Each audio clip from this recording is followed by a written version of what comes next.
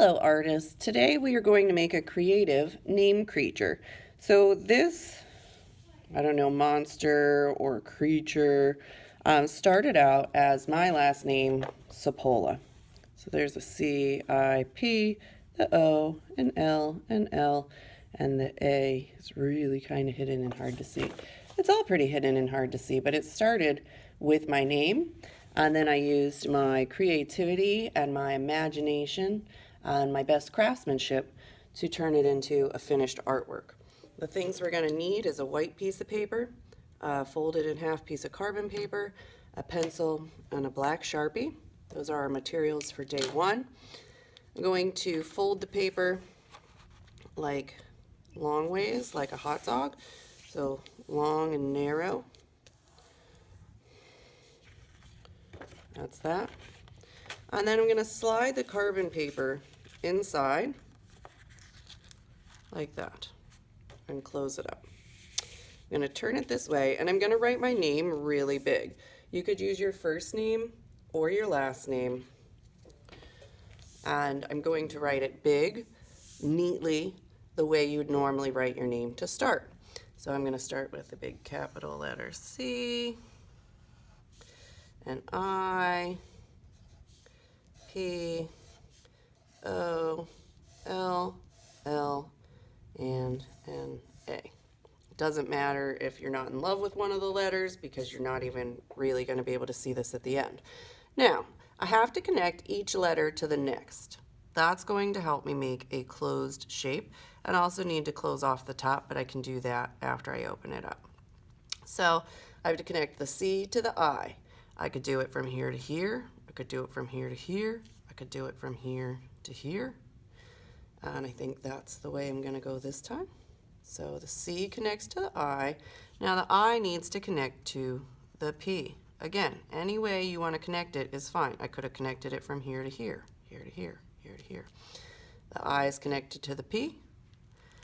The P needs to connect to the O, and I think I'm going to do that like this. The O needs to connect to the L. This one also needs to connect. I think this time I'll go like that. And then again, this L to this A, I'm going to connect the bottom to the top. So I wrote my name and I connected the letters. I'm going to need to open my carbon paper, and I now have a mirrored image of my name. So here's it the right way. This is the mirror image of that. That's what the carbon paper helped us do. Now I'm going to decide which do I think looks like the top of a creature, and what do I think looks like the bottom of a creature. This one could go either way. These could be great big eyes. They could be ears. I'm going to close the top of it. I could close the top with like a zigzag for hair, close the top with like a dome, or maybe I think those look like feet, and I could turn this part into a head. So either way is totally fine. This is the have to do part. I have my name, it's connected, and I have it in mirror symmetry. And now you get to decide how are you going to turn this into a creature. So yours is not going to look like mine or anyone else's. I close the top. I'm going to decide these is the bottom. So these are going to be feet and legs. So I'm going to also close the bottom. So now I have a closed shape. Now you can add anything you want. I could add some horns. I'm definitely going to add things like eyes and feet, or if yours is going to have wings maybe, or a tail, that would be fine. So I added a horn on each side. Do you want it to have one great big eye? Do you want it to have two eyes? That's completely up to you. So adding some sort of eye and some sort of mouth. So an eye. Again, I just kind of want to show you how I'm going to turn mine into a creature, but yours, of course, will have totally different features, your own ideas. These kind of look like cheeks, so I can give it a great big, maybe happy, silly smile in there. I could give it a little tooth or two, maybe even three. Now mine looks like a baby monster creature. Over here I'm going to want some sort of hand. So I think, My arms could be going out and back in, and the hands could be right here. So I'm going to put a thumb on top, and then maybe just four little monster fingers. On this side, I'm going to add a thumb on top. So I can't erase any of my original stuff. The carbon does not erase, really. So you're going to take what you have, and you can add to it and add to it and add to it, but you can't really take the original away.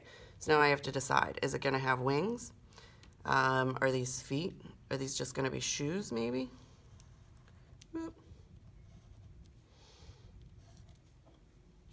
Shoes is what I decided. Whatever I do on one side, I'm going to do on the other side. So I have these silly little shoes. Maybe I'm even going to add a bow to my shoes.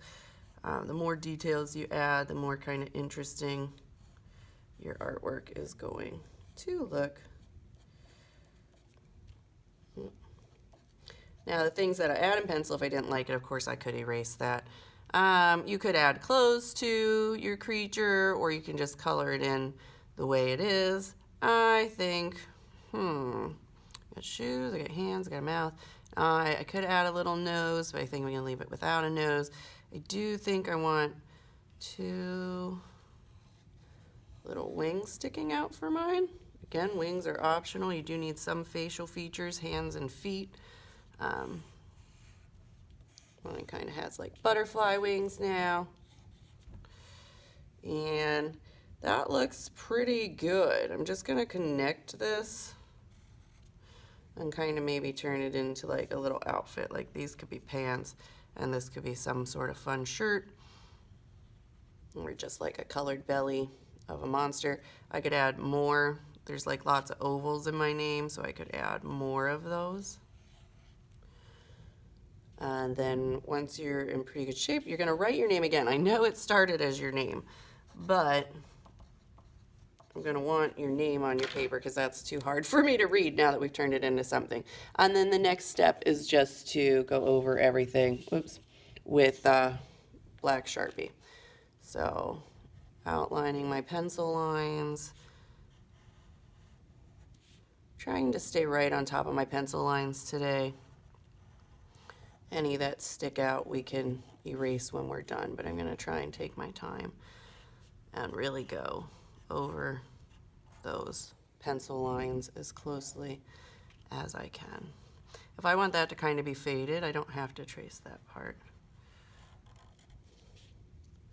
And of course I could keep adding things, more hair, I could give it ears, I could add some stripes to the horns. Right, so if I want stripes in here. If I do it on one side, I'm going to do it on the other side. So just keep tracing until your whole name creature is outlined in black and ready to be colored in on the next day. I cannot wait to see what kind of creative creatures you come up with.